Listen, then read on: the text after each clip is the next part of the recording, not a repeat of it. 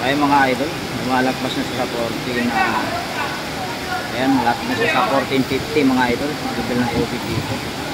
Nakikita niyo.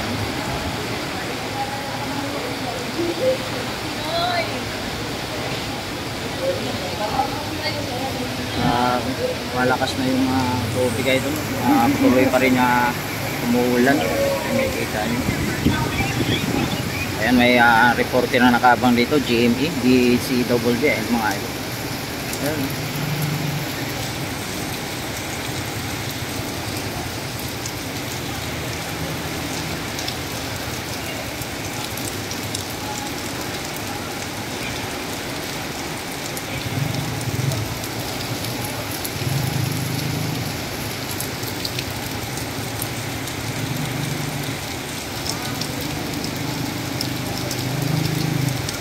Ayun, ito po yung update ngayon, no? Ngayon itong oras, 3:57 ng hapon.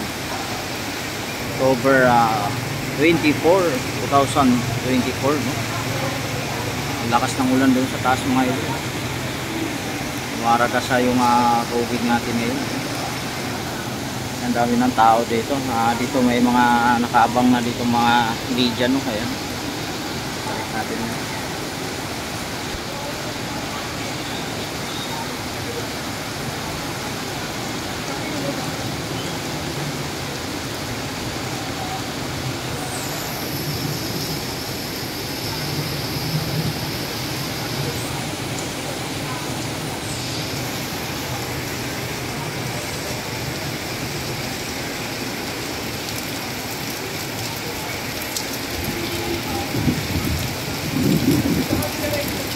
Ayan, medyo mapo na yung tubig dyan sa may kalsada. Nakikita nyo mga tumataas ng mga ito.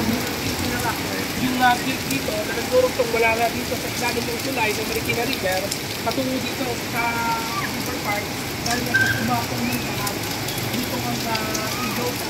Samantalang pagkaman, wala pa naman pinatutupag na sa MCM Evacuation, ang lokal na pamalaan ng Marikina, ay meron na tayong nakabutan ng ating ng pamilya na maagong lumikas sa